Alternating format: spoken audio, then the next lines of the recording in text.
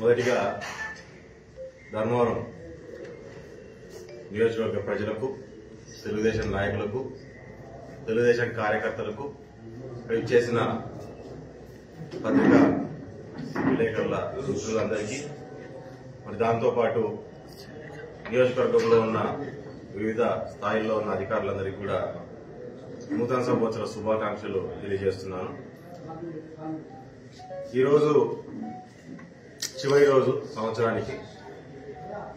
సంవత్సరం చివరి రోజు జరిగిన సంవత్సరంలో ఉన్న మంచుల్ని, దాంతోపాటు జరిగిన చెడుని అన్నిటినీ ఆలోచన చేసుకొని మంచి జరుగుంటే మంచి నుంచి మనం ఇది కంటిన్యూ చేయాలి, చెడు ఏదైనా చెడో లేకుంటే మనం ఏమైనా తప్పులు చేస్తుంటే ఆ తప్పులు రిపీట్ కాకూడదు అని చెప్పని మనం కూడా ఆలోచన చేసుకుని వచ్చే సంవత్సరం అంతా మీరంతా ఒక మంచి సంవత్సరాన్ని, మంచి కాలాన్ని, మంచి ఆరోగ్యాన్ని, మంచి కాలాన్ని మీరంతా కూడా ఆనందంగా మీరు గడపాలని నేను మనస్ఫూర్తిగా కోరుకుంటున్నా.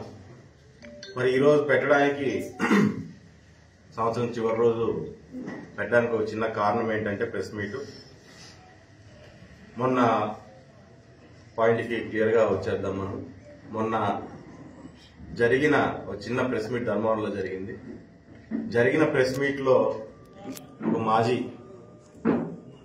ఇక్కడ ఉన్న అనేకమైన సమస్యలు, అంటే అదొకటే కాదు, నేను రకరకాల సమస్యల మీద ఈరోజు ప్రెస్ మీట్ పెట్టడం జరిగింది. వన్ ఆఫ్ ద పార్ట్ ఇప్పుడు, ఎందుకంటే దాని మీద నేను కూడా క్లారిటీ ఇచ్చుకోవాలా. మామూలుగా నలుగురు కూర్చునేటోళ్ళను, ఈరోజు నేను ఒకటే కూర్చున్నా. ఎందుకంటే పర్సనల్ ఎలిగేషన్స్ ఉన్నాయి కాబట్టి నేను ఒకటే కూర్చున్నాను. ప్రజల సమస్యలు, పార్టీ సమస్యలు అయినప్పుడు మేము 10 మంది కూర్చొని దాని మీద మేము ఏదన్నా సమాధానం చెప్పాలనుకుంటుంది.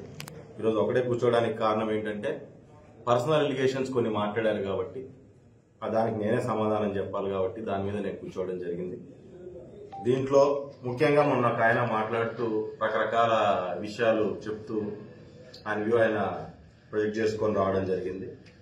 దాంట్లో ఒక విషయం ఆయన గుర్తుపెట్టుకోవాల్సింది మర్చిపోయినట్టున్నాడు, దాని ఒకసారి గుర్తు చేస్తా. దాన్ని కూడా ఏంటంటే, మొదటిగా ధర్మవరాన్ని నువ్వు అడ్రస్ చేసే ముందు, ధర్మవరం ప్రజలను అడ్రస్ చేసే ముందుగా ధర్మవరం ప్రజలకు కానీ, ధర్మవరానికి కానీ, తెలుగుదేశం పార్టీ కార్యకర్తలకు, నాయకులకు క్షమాపణ చెప్తూ నువ్వు దేనైనా మొదలు పెట్టాలి.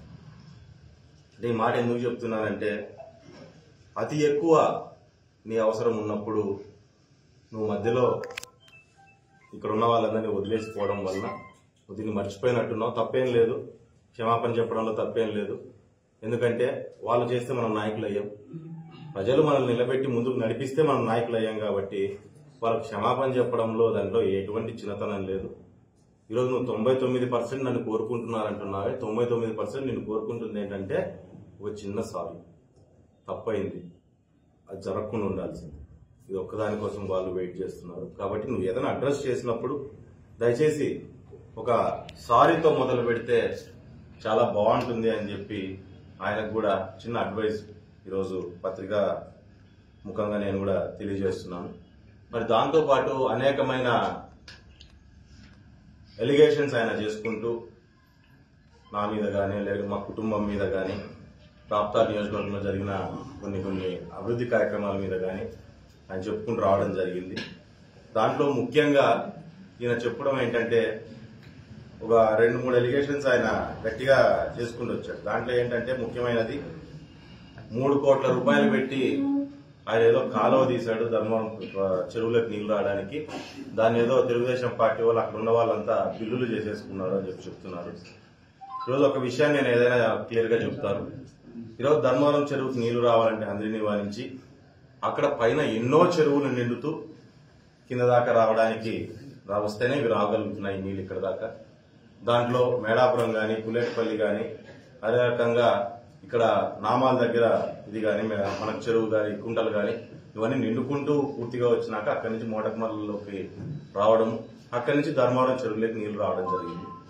దానికి పైన అక్కడ దాకా నీళ్లు తీసుకురావడానికి అక్కడున్న తెలుగుదేశం కార్యకర్తలు కావచ్చు, నాయకులు కావచ్చు, మేము కావచ్చు, మా వంతు కృషి, చంద్రబాబు నాయుడు గారి ఆశీస్సులతో మా వంతు కృషి చేస్తూ రాప్తాడంతా కూడా 48 చెరువులు, 100కు పైగా చెక్ డ్యాంలు, 100కు పైగా కుంటలు నింపుకుంటూ నీళ్ల కోసం ఇదైపోయే ప్రాంతాన్ని కూడా ఈరోజు వరి పండించుకొని చేపల చెరువులు పెట్టుకొని బ్రహ్మాండంగా ఉండే పరిస్థితికి ఎంతో కృషితో మేము అక్కడికి తీసుకురావడం జరిగింది.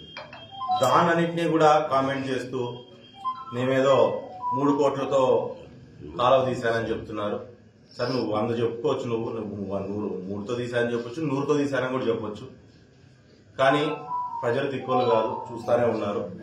ఒక్కసారి నువ్వు ఎక్కడ తీసావో ఒకసారి మర్చిపోయావేమో, మరి 3 కోట్లు ఏమన్నా ఎమ్మెల్యేకి ఇచ్చిందని దీంట్లో ఈ వాటాలే వేస్తున్నావేమో ఒకసారి నువ్వు ఆలోచన చేసుకో. ఒకసారి వెళ్ళి ఎక్కడ నువ్వు కాలువ తీసావనేది ఒకసారి ఆలోచన చేయి. ఈరోజు నేనే ధర్మవరం చెరువుకు నీళ్లు రావడానికి నేను ప్రయత్నం చేశానని చెప్పి నేను చెప్పను, కానీ అక్కడ ఉన్న దాంట్లో నువ్వు 3 కోట్ల రూపాయలు ఎక్కడ చేశావు, ఎక్కడ ఎవరు దాని నుంచి డబ్బులు ఏ బిల్లులు పెట్టుకున్నారనే విషయాన్ని కూడా చాలా క్లియర్ గా చెప్తే చాలా బాగుంటుంది. ప్రాంతం బాగుండాలి, రైతాంగం బాగుండాలి అని చెప్పి ఎక్కువగా ఆలోచన చేశాం. అంతేగాని తలకు పేటాలు చుట్టుకొని, పంచలు కట్టుకొని, కర్రలు పట్టుకొని, మంచాలు వేసుకొని కాలువల మీద డ్రామాలు చేయడానికి నేను ఈ రోజు ప్రయత్నం చేయలేదు. ఈరోజు ధర్మవరం చెరువులోకి నీళ్లు రావడానికి కూడా గతంలో రేగాటపల్లి గ్రామానికి సంబంధించిన రేగాటపల్లి మధు, ఈరోజు జనసేన జనరల్ సెక్రటరీ, ఆయన కూడా వాళ్ళ ఊర్లో సర్పంచ్ గా ఉండడం వలన ఆ ప్రాంతానికి ఆ చెరువుకి నీళ్లు తీసుకుపోవాలని చెప్పని చాలా మాటలు మమ్మల్ని అడిగి దాదులూరు దగ్గర నుంచి వాళ్ళ చెరువులోకి నీళ్లు తీసుకుపోయే ప్రయత్నం చేయడం జరిగింది. నీళ్లు తీసుకుపోయే ప్రయత్నంలో ఆయన కాలువ తీసుకుని వాస్తవంగా దాన్ని సరిగ్గా నడుపుకొని ఉంటే అక్కడి నుంచి కూడా డైరెక్ట్ నీళ్లు వచ్చేవి. నువ్వు ఆ రోజు క్రెడిట్ ఏదో వాళ్ళకు వస్తుందనే ఆలోచనతో సొంత డబ్బులతో ఆ రోజు ఉన్న పరిస్థితుల్లో ఏమో నీరు మట్టి కింద కూడా ఆ కాలం ఎంతవరకు ఉందో నియోజకవర్గంలో చేసి పెడతాం, ఎందుకంటే చెరువులకు నీళ్లు వస్తాయి కదా, తప్పేముందంటే లేదు నా సొంత చెరువుకి నా పంచాయతీ సర్పంచ్ కాబట్టి మేము సొంత నిధులు మేము కూడా వెచ్చించుకోవాలనే ఆలోచనలో ఉన్నాం, మేము ఖచ్చితంగా ఖర్చు పెట్టుకుని మేము నీళ్లు తీసుకుపోతామని చెప్పి ఆయన కూడా ఆ రోజు చెప్పడం జరిగింది. చెప్పి ఆయన ఆ చెరువుకి నీళ్లు తీసుకుపోయే ప్రయత్నం చేసినప్పుడు మనం ఏం చేసినాం, సంచులు అడ్డం వేసినాం. వీళ్ళ ద్వారా వస్తే నాకు పేరు ఎక్కడ వస్తుంది, నేనేదో ఇంకో డ్రామా చేయాలని తీసుకొని పోయి ఒక మూట బియ్యం వండిచ్చి ఆడందరికీ భోజనాలు పెట్టించి స్టోర్ బియ్యము మనం అన్ని మాటలు చెప్పి మళ్ళీ ఏంది కాక నీళ్ళు ఎక్కక దాన్ని మడసంగా వదిలేస్తే ఆయా ప్రజాపతిగా పోయే పరిస్థితి. ఎక్కడైతే అక్కడి నుంచి దాదులూరు వరకు నీళ్లు తీసుకురావడానికి ఎంతో కృషి ఉంది. దాంట్లో దాదులూరు దగ్గర నుంచి కిందకు నీళ్లు వదిలితే మనకు దగ్గర గొట్టూరు వరకు నీళ్లు వచ్చే పరిస్థితి. ఈ రకంగా అనేకమైన ప్రాంతాల్లో మనకు ఆల్రెడీ అవకాశం ఉన్న చోట నువ్వు ప్రెస్టేజ్లకి డ్రామాలు చేయడానికి పోయి మీరు చాలా ఆ రోజు ఏదో మనం ఏదో చేస్తున్నామని చెప్పి ప్రజలకు చూపించుకోవడమే ప్రయత్నంలో ఆ ప్రయత్నం ఎక్కువైపోయి చెరువులు నింపి ప్రాంతాలు బాగుండాలనే ఆలోచన కొంచెం తగ్గిపోయి చాలా అవకాశం ఉండి కూడా చాలా చోట్ల మనం నీళ్లు ఇచ్చుకోలేని పరిస్థితి కూడా ఈరోజు ఒక్కసారి మీరు గుర్తు చేసుకోవాలి. ముందు అసలు 3 కోట్ల వరకు నువ్వు యాడ్ చేసినావో ఒకసారి నువ్వు అది చూపిస్తే కూడా చాలా బాగుంటుంది. చైనీస్ ప్రకారం ఫలానా ఊరి దగ్గర ఇంత చేసినా, ఫలానా ఊరి దగ్గర ఇంత చేసినా అని చెప్పారు. మరి దాంతో పాటు ఇంకో ముఖ్య అలిగేషన్ ఏంటంటే రోడ్ల గురించి చెప్తానాడు ఆయన. ఆ రోజు వాస్తవంగా నియోజకవర్గం కాదు, రాష్ట్ర వ్యాప్తంగా ఉన్న ప్రతి నియోజకవర్గంలోనూ రోడ్లు రావాలని చెప్పని, ఇందులో మా కృషి ఎంత ఉందో మాకంటే ఎక్కువ కృషి ఏ నియోజకవర్గంలో ఉన్న ఎమ్మెల్యేకి ఎంత కృషి ఉందో అంతకంటే ఎక్కువ కృషి నారా లోకేష్ గారిది. ఎందుకంటే ఆయన ప్రతి చోట రోడ్లు ఖచ్చితంగా మనం అయిపోగొట్టాలని చెప్పని నియోజకవర్గ మొత్తం రాష్ట్ర వ్యాప్తంగా ఉన్న రోడ్లన్నింటినీ కూడా ఫినిష్ చేయాలి, అన్ని రోడ్లు అయిపోవాలని చెప్పని ఆయన కూడా ఆ రోజు మినిస్టర్ గా ఉన్నారు కాబట్టి ఆయన ఒక టెండర్స్ ని ఫ్లోట్ చేయడం జరిగింది. కానీ ఆ రోజు ఉన్న పరిస్థితుల్లో టెండర్ రేట్లు తక్కువగా ఉన్నాయనే ఆలోచనతో రాష్ట్రంలో చాలా చోట్ల, దీంట్లో ఒకరిని బ్లేమ్ చేయడం కాదు, ఒక్కొక్కరి ప్రయారిటీస్ డిఫరెంట్ గా ఉంటాయి, ఇంకా గవర్నమెంట్ వస్తే ఇంకా బెటర్ గా చేయగలుగుతామనే ఆలోచనలు ఉంటాయి. చాలా మంది టెండర్లు పాల్గొనకపోగా మన జిల్లాకు వచ్చినట్లయితే ఒక పుట్టపర్తిలోనూ ఒక రాప్తాడు ప్యాకేజ్ 2 ప్యాకేజీలు మాత్రమే టెండర్లు అవ్వడం జరిగింది, టెండర్లు పార్టిసిపేట్ చేయడం జరిగింది. దీంట్లో ఒక్కసారి మనం కరెక్షన్ చేసుకోవాలి, గుర్తు చేసుకోవాలి. ఆయన కూడా టెండర్ వదిలేదు, టెండర్లో డబ్బులు లేవు కాబట్టి వదిలేసాం. ఆ విషయాన్ని ఒకసారి గుర్తు పెట్టుకోవాలి. అక్కడికక్కడికి అవుతుందన్నా కానీ ఆ రోజు మేము టెండర్ వేయించుకున్నాం, వేసి రోడ్లు చేయాలని చెప్పి మేము కూడా చాలా దృఢ నిశ్చయంతో మేము కూడా మొదలు పెట్టడం జరిగింది. కొంతవరకు డెవలప్మెంట్ అయ్యేటప్పటికే ఆ రోజు గవర్నమెంట్ పోయిన పరిస్థితి. గవర్నమెంట్ పోగానే ఆ రోజు వాస్తవంగా రాష్ట్రంలో పరిస్థితి రకంగా ఉందంటే సీసీ రోడ్లకు కూడా డబ్బులు ఇవ్వలేని పరిస్థితి ఉంది రాష్ట్ర ప్రభుత్వం. అంటే ఆ స్థాయికి వెళ్ళిపోయింది వచ్చిన ఒక 3-4 నెలల్లోనే. నీరు మట్టి వర్కులు అంటూ సీసీ రోడ్లకి కట్టిన బిల్డింగులకి కార్యకర్తలు ఎంతో మంది ఇరుక్కొని ఇబ్బంది పడుతున్న పరిస్థితుల్లో అప్పుడున్న ప్రత్యేకమైన పరిస్థితుల్లో వర్క్ డిలే అవ్వడం జరిగింది. పరిస్థితి ఎక్కడికి పోయిందంటే 10 రూపాయల పనికి 10 రూపాయలకి సరిపోతుందనే దగ్గర నుంచి 10 రూపాయల పనికి 3 రూపాయలు ఇంకో 3 రూపాయలు ఎక్స్ట్రా 13 రూపాయలు పని చేయాల్సిన పరిస్థితి వచ్చింది. అప్పుడు మేము ఆలోచన చేస్తున్నప్పుడు విశ్వసముద్ర అనే కంపెనీ వచ్చి రాష్ట్రంలో ఉన్న చాలా చోట్ల చాలా నియోజకవర్గాల్లో మేము వర్క్ చేస్తామని ముందుకు వచ్చినప్పుడు మా టార్గెట్ ఊరికి రోడ్లు అయిపోవడం అని చెప్పని వాళ్ళకు సబ్ కాంట్రాక్ట్ ఇవ్వడం జరిగింది. ఇచ్చినప్పుడు వాళ్ళు కూడా కొంతవరకు చేసి బిల్లులు రాకపోవడం వల్ల నిలిచిపోయింది. సో పరిస్థితి ఏ రకంగా ఉందనేది ఒకసారి మనం అర్థం చేసుకోవాలి. కాన్ఫిడెంట్ గా ముందుకు వచ్చిన కంపెనీ కూడా స్లో అయ్యే పరిస్థితి వచ్చింది. ఈరోజు నువ్వేమంటావు, కార్యకర్తలకు ఇవ్వలేదా వర్కులు అంటావు. నేను ఈ మాదిరి డబ్బులు ఎగరగొట్టి చుట్టూ తిప్పుకునే పరిస్థితి నేను చేసుకోలేను కాబట్టి దీంట్లో డబ్బులు మిగలకపోగా ఇంకా డబ్బులు ఇరికించుకుంటారని తెలుసు కాబట్టి నేను ఇవ్వలేకపోయాను. చాలా చోట్ల ఇంకా పెండింగ్లో అట్టే నడుస్తాను. ఈ కంపెనీనే ముందుకు వచ్చి చేస్తానని చెప్పి పరిస్థితి ఉంది. గతంలో కూడా ఈ టాపిక్ ఎందుకు వచ్చిందో నాకు తెలియదు, కానీ మొన్న 4-10 రోజుల కిందట ప్రకాష్ రెడ్డి కూడా ఇదే టాపిక్ మాట్లాడుతూ వస్తున్నాను. ఆయన కూడా చాలా స్ట్రాంగ్ కౌంటర్ దగ్గరలో రెడీగా ఉంది. సో అదే రకంగా ఈయన దీని గురించి మాట్లాడుతున్నారు. ఈ రకంగా ఏదో డబ్బులు కార్యకర్తలకు ఇస్తే డబ్బులు మిగిలిపోతాయి, కార్యకర్తలు ఇంకా సమస్యల్లోకి తోయడం నాకైతే ఇష్టం లేదు. అందుకంటే ముఖ్యంగా నా చుట్టూ తిప్పుకోవడం అంతకంటే ఇష్టం లేదు. ఈరోజు నియోజకవర్గంలో దగ్గర 10 కోట్ల రూపాయలు పైగా వర్కులు బిల్లులు అయినప్పటికీ ఇంకా నువ్వు కార్యకర్తలు డబ్బులు ఇలా దయచేసి ఆ డబ్బులు కూడా ఇచ్చి వాళ్ళకు కూడా క్షమాపణ చెప్పి ఏదైనా సరే నువ్వు మాట్లాడితే దీని గురించి చాలా బాగుంటుంది. దాని పక్కన పెట్టి వైఎస్ఆర్ వాళ్ళకి ఇచ్చినారు, వీళ్ళకి లేదా వాళ్ళకి లేదా అని చెప్పని తిక్క మాటలు అనేటివి దయచేసి మీరు మానుకోవాలని చెప్పి సూర్యనారాయణ గారికి కూడా చెప్పడం జరుగుతుంది. మరి దాంతోపాటు ఈరోజు మెయిన్గా ఇంకొక మాట ఆయన చెప్పడం ఏంటంటే, కేతిరెడ్డికి 2009లోను 14లోను 19లోను 3 సార్లు సపోర్ట్ చేశాను. సపోర్ట్ చేసినప్పుడు ఈయనది ఎట్లుంటుందంటే, ఓడిపోతే పక్కనోడు గెలిస్తే నేను అట్లుంటుంది అనమాట. ఓడిపోతే పక్కనోడు గెలిస్తే నేను. ఈరోజు నీకు ఓట్లు పడ్డాయి. ఆ రోజు 2009లో సిపిఐకి పొత్తులో భాగంగా టికెట్ ఇచ్చినప్పుడు ఇండిపెండెంట్ కి నీకు ఆ మాత్రం ఓట్లు పడినాయంటే ఒకసారి ఆలోచన చేసుకో. తెలుగుదేశం క్యాడరు ఎవరెవరు ఇన్వాల్వ్ అయితే నీకు ఆ మాత్రం ఓట్లు పడ్డాయనే విషయాన్ని దయచేసి ఆయన ఒకసారి గుర్తు చేసుకోవాల్సిన అవసరం ఉంది. దాని తర్వాత నీకు ఇన్ఛార్జ్ ఇచ్చిన తర్వాత 2014లో మరి ఆ రోజు మేమంతా మరి ఓడించినోడిని గతం 2 సార్లు ఓడించినోడిని నేను 14లో గెలిపించే పరిస్థితి ఎట్లుంటది? ఆ 2 సార్లు ఓడించినోడిని 14లో ఓడించగలుగుతా కదా. మళ్ళీ అంత ఓడించే ప్రయత్నం నేను చేస్తున్నాను అన్నప్పుడు, నేను సబ్ జైల్లో ఉన్నప్పుడు నువ్వు ఎందుకు వచ్చినావు ఎలక్షన్ 2 రోజుల ముందు అన్ని వదిలేసుకుని ఎందుకు రాగలను? ఓడిస్తానప్పుడు నా దగ్గర రావాల్సిన అవసరం లేదు కదా. నీకు వ్యతిరేకంగా చేస్తానప్పుడు మళ్ళీ ఆడదాకా సబ్ జైలు దాకా ఎందుకు వచ్చుకోవాల్సి వచ్చింది నువ్వు? ఇవన్నీ చిన్న పాయింట్ ఎట్లా మిస్ అవుతానో నాకు అర్థం కావట్లేదు. గతంలో 19లో కావచ్చు, 14లో కావచ్చు, మొన్న 19 వరకు చాలా మంది ధర్మవరంలో మాకు చాలా పరిచయాలు ఉన్నాయి, ముందు నుంచి ఉన్నాయి.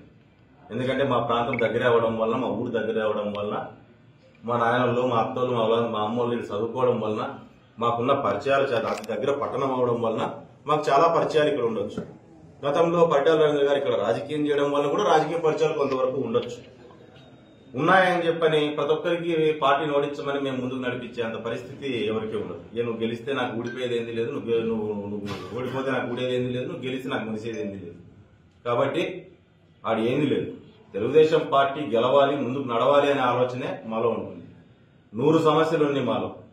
ఈరోజు కింద నాయకులకు మేమేం చెప్తాము, మేము అది పాటించాలి. 100 సమస్యలున్నాయి, పార్టీ కోసం తప్పదయ్యా, మన పార్టీలో ఉన్న వాళ్ళంతా ఒక స్టాండ్ మీద నిలబడాలి అనే మాట మేము మాట్లాడుకుంటూ ప్రతి చోట వస్తున్నాం. కానీ ఈ రకంగా నువ్వు ఫాల్స్ ఎలిగేషన్స్ చేయడము, బేస్లెస్ ఎలిగేషన్స్ చేయడం అనేది నువ్వు ఒకసారి ఆలోచన చేసుకోవాలి.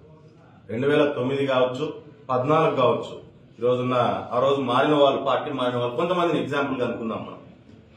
దాంట్లో మద్దిలేటి గారు కావచ్చు, మాజీ ఎంపీపీ రూరల్ మండలం, మరి సీనియర్ నాయకుడు 83 నుంచి పార్టీలో ఉన్న వ్యక్తి నాగశేష్ గారు కావచ్చు, లేకుంటే రాయపాటి రామకృష్ణ కావచ్చు, జగ్గు కావచ్చు, మరి మన గంధాపురం జగ్గు కావచ్చు, మరి దాంతోపాటు ఈరోజు మున్సిపల్ చైర్మన్ గా ఉన్న రాము గారు కావచ్చు.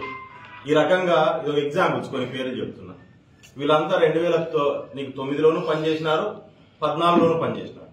వాళ్ళు 14 నుంచి పార్టీ మారే పరిస్థితికి వెళ్ళిందంటే వాళ్ళకు నీతో ఉన్న డిస్టర్బెన్సెస్ తోనా, లేకుంటే నేను చెప్తే మారినారా? ఒకసారి ప్రజలు కూడా ఆలోచన చేసుకోవాల్సిన అవసరం. ఎందుకంటే ఇది గత పదే ఈయన మాట్లాడకపోయినా పక్కన వాళ్ళు మాట్లాడిస్తా ఉన్నారు, జరుగుతుంది ఇది రకంగా.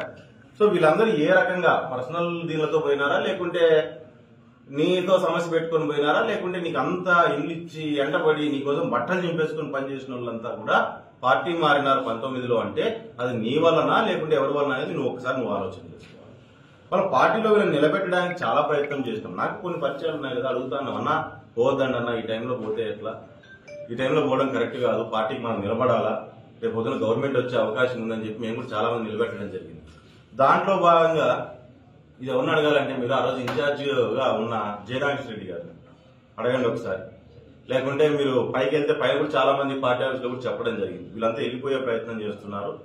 పార్టీ ఆఫీస్ నుంచి పార్టీ పెద్దల నుంచి ఒక మాట చెప్పండి, వీళ్ళు పోతే ఏమైనా డ్యామేజ్ అయ్యే అవకాశం ఉంది, రేపు పొద్దున గవర్నమెంట్ వస్తే గవర్నమెంట్ పార్టీ మీకు అండగా ఉంటుంది, మీరు భయపడొద్దండి అని చెప్పి ధైర్యం చెప్పండి చాలు అంటే వాళ్ళు నిన్ను అడిగినప్పుడు నువ్వు పోనీలే అన్నావు కాబట్టి వీళ్ళందరూ వెళ్ళిపోయినారు. ఆ రోజుతో మేము కూడా మేమేం మాట్లాడలేని పరిస్థితి. ఇంకా మధు గురించి, రాయడపల్లి మధు గారి గురించో లేకుంటే ఈ రోజున్న మినిస్టర్ శంకరనారాయణ గారి గురించో కూడా మనం మాట్లాడుకున్నట్లయితే పార్టీలోకి నువ్వు వచ్చినాక ఎప్పటి నుంచినో పార్టీలో ఉన్న వాళ్లకు నువ్వు చిన్న పార్టీ పదవి ఇవ్వాలంటే నువ్వు అడ్డం పడ్డావు. ఆ రోజున రకమైన పరిస్థితులు జరిగాయి కాబట్టి వాళ్ళకి ఈరోజు పార్టీ మారిన పరిస్థితి. ఆ రోజు ఏం శ్రీరామ్ ఏం పంపించలేదు, శంకరనారాయణ గారిని శ్రీరామ్ ఏం పంపించలేదు, లేకుంటే మా పటేల్ కుటుంబం ఏం పంపించలేదు, లేకుంటే పటేల్ సొంతం ఏం పంపించలేదు.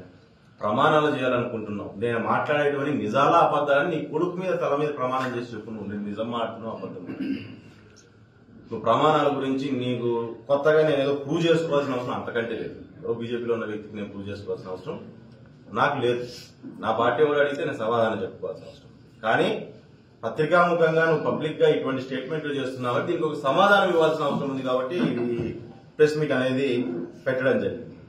ఈరోజు ముఖ్యంగా ఆయన మాట్లాడుతూ నాకు ఆశీస్సులు ఉండాలి, చంద్రబాబు నాయుడు గారి ఆశీస్సులు ఉండాలి, లోకేష్ గారి ఆశీస్సులు ఉండాలి, ధర్మవరం ప్రజల ఆశీస్సులు ఉండాలి, ఎక్సెట్రా ఎక్సెట్రా నువ్వు చెప్పుకుంటూ వస్తుంది. గవర్నమెంట్ పోయిన తర్వాత అతి ఎక్కువ అవసరం ఉన్నప్పుడు చంద్రబాబు నాయుడు గారికి కావచ్చు, తెలుగుదేశం పార్టీకి కావచ్చు, నారా లోకేష్ గారికి కావచ్చు, ఈ నియోజకవర్గంలో ఉన్న లీడర్లకు కావచ్చు, కార్యకర్తలకు కావచ్చు, ప్రజలకు కావచ్చు, నీ అవసరం అతి ఎక్కువగా ఉన్నప్పుడే నువ్వు పార్టీని వదిలిపోవడం జరిగింది. పార్టీని వదిలిపోవడమే పక్కన పెట్టి ఆ జిల్లాలో ఎవరు భయపడలే, ఏదొచ్చినా ఎదుర్కొందామని చెప్పి ప్రతి ఎమ్మెల్యేను సిద్ధమైనాడు. మరి నాకు చెప్పడమే నేను విన్నదేం కాదు, కానీ మీటింగుల్లో కూర్చున్నప్పుడు కార్యకర్తలతో పని లేదు, పార్టీతో పని లేదు, ఈవీఎంలు ఉంటే చాలు అనే అంత పెద్ద స్టేట్మెంట్, అంటే వితౌట్ ఎనీ బేస్ ఒక పెద్ద స్టేట్మెంట్ ఇచ్చి నువ్వు పార్టీ మారాలి అనే ఒక పద్ధతికి మీరు వెళ్ళిపోవడం జరిగింది. సరే, అది మీ పర్సనల్, మీరు పార్టీ మారడమా ఉండడమా అనేది అది మీ పర్సనల్. దాని గురించి నేను పెద్దగా నేను కూడా కామెంట్లు ఇవ్వకూడదు.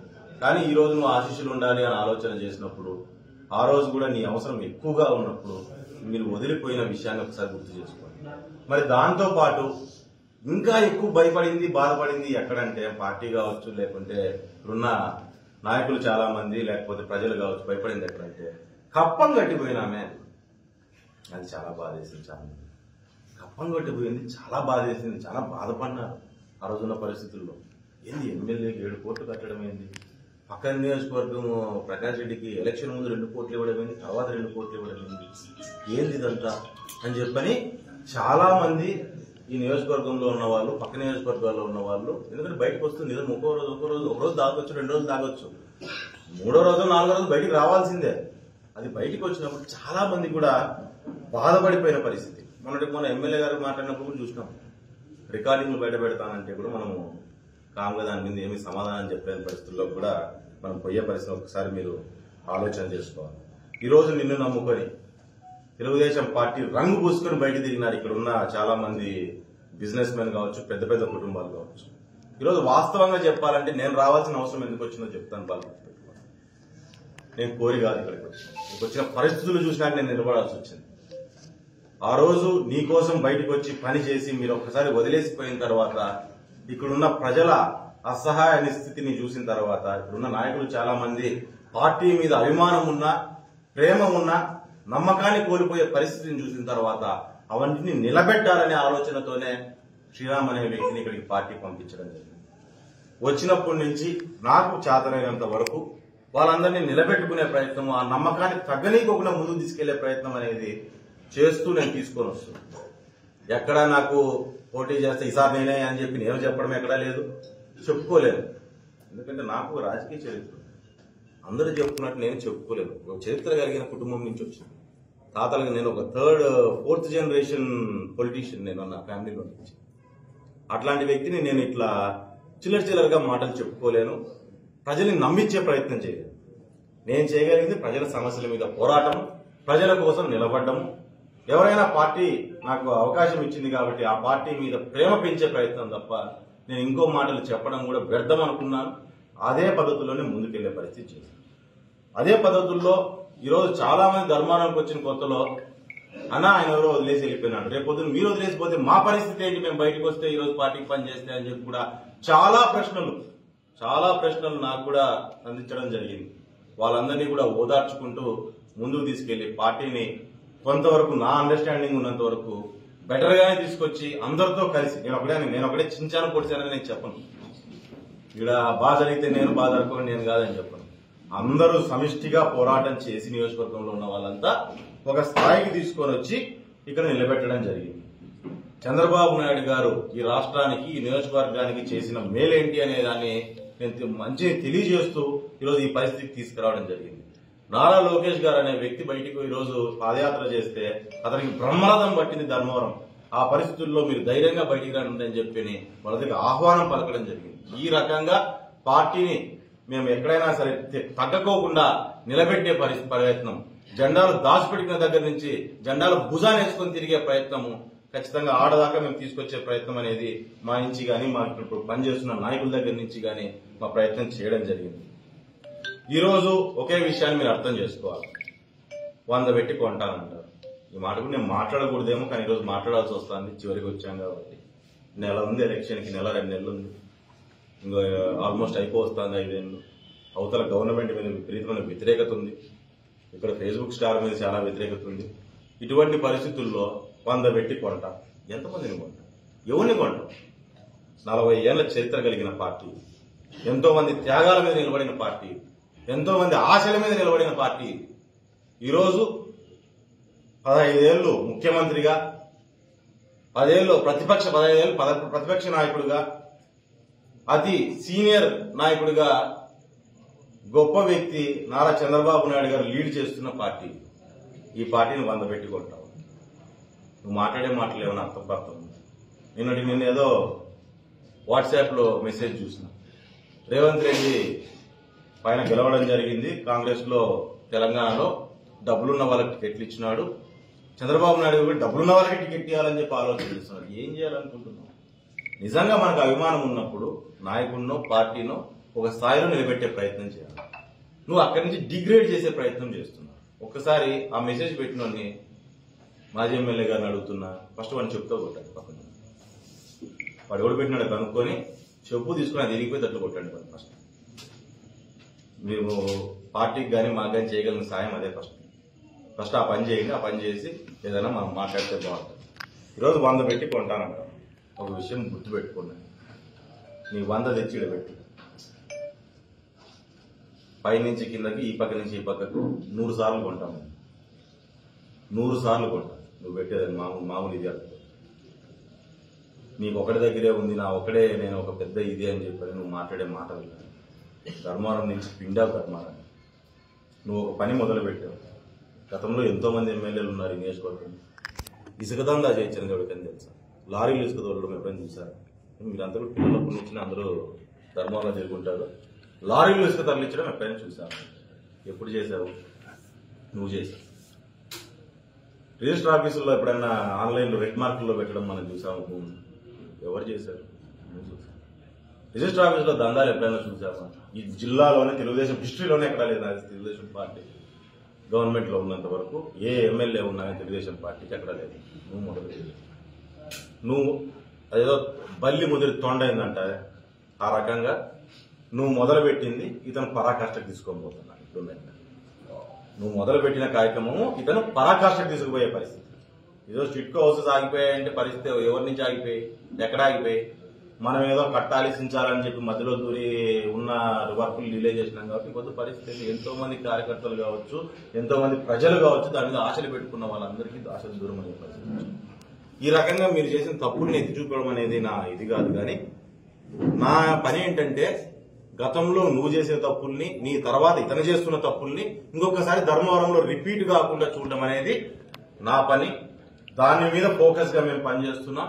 రేపు పొద్దున ఈ తప్పులు అనేటివి ఇందాక చెప్పినట్టుగా 2023లో జరిగిన తప్పుల్ని 24లో జరుపుకోకుండా ప్రతి ఒక్కరు ఎట్లా ఆలోచన చేస్తారో అదే రకంగా గత 5 ఏళ్లలోనూ అంతకుముందు 5 ఏళ్లలో జరిగిన తప్పుల్ని ఇంకొకసారి రిపీట్ కాకోకుండా చేసే ప్రయత్నం గురించే మేము గాని ఈరోజు పనిచేస్తున్న నాయకులందరూ కూడా దాని మీదే ఎక్కువగా కాన్సన్ట్రేట్ చేసి మేము పనిచేసుకుంటూ మేము ముందుకెళ్తున్నాం. ధర్మవరంలో గతంలో పార్టీని నమ్ముకొని పార్టీ మీద అభిమానంతో ఎవరైతే ముందుకు వచ్చి తర్వాత ఇతని బెదిరింపులకు, సమస్యలకు ఇబ్బందులు పడి ఈరోజు సైలెంట్ గా ఉన్నారో వాళ్ళందరికీ కూడా ధైర్యం నింపి వాళ్ళందరికీ పిలుపునిచ్చి బయటకు వచ్చి తెలుగుదేశాన్ని కాపాడుకోండి, మీ ధర్మవరాన్ని మీరు కాపాడుకోండి అని చెప్పి ఒక పిలుపునిచ్చే ప్రయత్నం చేస్తున్నాం. ఖచ్చితంగా ఈ రోజు జరిగిన తప్పులు ఏవైతే ఉన్నాయో, ఈ రోజు వచ్చిన బెదిరింపులు ఏవైతే ఉన్నాయో అవి రేపు పొద్దున మీకు రిపీట్ కాకుండా మీ మీద ఈగ వాళ్ళకోకుండా చూసుకునే బాధ్యత నాది అని చెప్పి ప్రజలకు తెలియజేసుకుంటూ వస్తున్నాము. కాబట్టి నా పని అది. నా పని నీ స్టేట్మెంట్లకు ఇది ఇవ్వడం కాదు. ఇది చివరి స్టేట్మెంట్. నీ మీద నేను అసలు నా పార్టీలో లేని గురించి నేను మాట్లాడే అవసరం లేదు. నేను లెక్క చేయాల్సిన, నాకు లేకుంటే నాకు ఆపోజిషన్ నువ్వు కాదు, నేను పెద్ద మాట్లాడాల్సిన అవసరం లేదు. కానీ నువ్వు ఈ రకంగా కంటిన్యూగా మాట్లాడుతూ వస్తున్నప్పుడు ఎక్కడో దగ్గర ఫుల్ స్టాప్ పెట్టాలో ఏదో ఒకటి ఆలోచన చేసుకోమని అయితే మీరు ఆలోచన చేసుకుని మీరు ఏం మాట్లాడుతున్నారు అనే విషయాన్ని కూడా ఒక మాజీ ఎమ్మెల్యేగా ఒక స్థాయి, ఖచ్చితంగా మాజీ ఎమ్మెల్యే ఒక స్థాయి ఉండాల్సిందే కదా. ఆ స్థాయి ఉన్న వ్యక్తిగా కనీసం ఆ పదవిని చూసినా మేము గౌరవం ఇవ్వాలా. ఆ స్థాయి ఉన్న వ్యక్తిగా మీరు ఆలోచన చేసుకోవాలి. మనం దిగజారడం మంచిదా కాదా కాబట్టి అక్కడ ఆలోచన చేసుకోండి. దయచేసి దిగజారొద్దండి. మీరు దిగజారితే మాకు చూసే వాళ్ళకి కూడా చాలా బాగలేదు. ఓకే, 1,00,000 మెజార్టీలు, 50,000 మెజార్టీలు ఎందుకు అవన్నీ మనం మనకు 1,00,000 మెజార్టీ రావాలంటే ఎవరు? చంద్రబాబు నాయుడుకి 1,00,000 మెజార్టీ వస్తే ఆయన చెప్పుకోరు. 1,00,000 మెజార్టీ వచ్చే వాళ్ళే చెప్పుకోరు ఇంతవరకు. అని 1,00,000 మెజార్టీలు వస్తానంటే ఒకసారి ఆలోచన చేయండి. అవతల వాళ్ళకి ఎన్ని పడాలి ఓట్లని అదన్నా ఆలోచన. 99% అంటే ఆచరణ 1,00,000 మెజార్టీకి ఇంకా ఎక్కువ రావాలేము. 2,40,000 ఓటింగ్ ఉన్న దగ్గర ఆ 1% అక్కడ పక్క ఓట్లు ఎత్తే 99 నీకే ఎత్తారన్నప్పుడు నీకు ఎంత మెజార్టీ రావాలి? క్యాలిక్యులేషన్స్ పాపం టిప్పర్ల మైలేజ్ అనుకుంటాను. నువ్వేమన్నా ఆలోచన చేసుకోవాలి. కాబట్టి దయచేసి ఇట్లాంటివన్నీ పద్ధతులు దయచేసి మానుకోండి. నిజంగా పార్టీ మీద అభిమానం ఉంటే పార్టీ గట్టిగా పనిచేసి పార్టీని నిలబెట్టుకునే ప్రయత్నం చేయండి. తెలుగుదేశం పార్టీ కానీ చంద్రబాబు నాయుడు గారు కానీ ఈరోజు పదవులోకి వస్తే రాష్ట్రానికి బాగుంటుందనేది మీరు నమ్ముతుంటే దాన్ని నిలబెట్టుకునే ప్రయత్నం చేయండి. కానీ ఇట్లా తిక్కగా క్యాడర్ని డిస్టర్బ్ చేసేసి ఊరికే ఏది పెడితే అది మాట్లాడేస్తే యువతలో డిస్టర్బ్ అవుతాడు అనుకోవద్దండి. అన్ని తెగించి నేను వచ్చినా, ఇవన్నీ పడతాయని ఆలోచన చేసుకునే నేను వచ్చినా, నువ్వు ఎన్ని మాట్లాడినా నాలో ఏది కూడా ఊడేది లేదు, చల్లేది లేదు. ఈ విషయాన్ని ఒకటి దయచేసి మీరు గుర్తుపెట్టుకోవాలని కోరుతున్నా. మరి దీంతో పాటు ఇప్పుడు స్టేట్మెంట్ రాగానే కొంతమంది ఫెయిల్ అయిపోయి ఈగ ఉంటారు టకటకటకటగా ఫెయిల్డానికి. వాళ్ళకు కూడా చెప్తున్నా, ఏమాత్రం ఫ్యూచర్ బాగుండాలి, 2024 చాలా బాగుండాలని కోరుకుంటున్నారేమో. రేపటి నుంచి మీకు కూడా హ్యాపీ న్యూ ఇయర్. కానీ ఈ హ్యాపీ న్యూ ఇయర్ అట్లే హ్యాపీగా జరగాలనుకుంటే ఫస్ట్ అవి ఆపండి. మీరు సొగిలి స్టేట్మెంట్ ఇచ్చడం ఆపేసి పార్టీ మీద నిజంగా మీకు అభిమానం ఉంటే మీరు బయటకు వచ్చి మీ గ్రామాల్లో గట్టిగా పనిచేయండి. మీకు సమితి స్థానం అనేది ఖచ్చితంగా ఉంటుంది. పార్టీకి ఎవడు పనిచేసినా వాళ్ళకి గుర్తింపు ఉంటుంది. ఆ గుర్తింపు కోసము పార్టీ కోసం పోరాటం చేయండి, వాళ్ళ కోసం కాదు. ఈరోజు ఒక విషయాన్ని గుర్తుపెట్టుకోవాలి. లక్షల మందిని, వేల మందిని నమ్ముకున్న వాళ్ళని టక్కన వదిలేసి 23 రోజుల్లో పోయిన వ్యక్తి రేపొద్దున మేము 20 మంది కోసమో, 12 మంది కోసమో, 30 మంది కోసమో మీకోసం కాన్స్టిట్యూన్సీలు అంతా తిప్పికొట్టి 30 మంది కోసం మీకోసం నిలబడతాడా లేదా అనే విషయాన్ని కూడా మీరు ఒకసారి గమనించుకోవాలి. కాబట్టి ఒళ్ళు దగ్గర పెట్టుకోండి, నోరు దగ్గర పెట్టుకోండి. మనకున్న నోరు, టైము, కసి, కోపము అన్ని తెలుగుదేశాన్ని గెలిపించడానికి ప్రయత్నం చేయండి. మీకు కూడా ఆ గౌరవం అనేది నా నుంచి కూడా 100కి 100 రూపాయలు ఉంటుందని చెప్పి మిగతా వాళ్ళకు కూడా అందరికీ నేను తెలియజేస్తున్నా. కాబట్టి నెక్స్ట్ సంవత్సరం అందరికీ బాగుండాలా, ఆయనకి బాగుండాలా. ఇప్పుడు స్టేట్మెంట్ ఇచ్చిన ఆయనకు కూడా చాలా బాగుండాలి. నెక్స్ట్ సంవత్సరం నేను కూడా మనస్ఫూర్తిగా కోరుకుంటున్నా.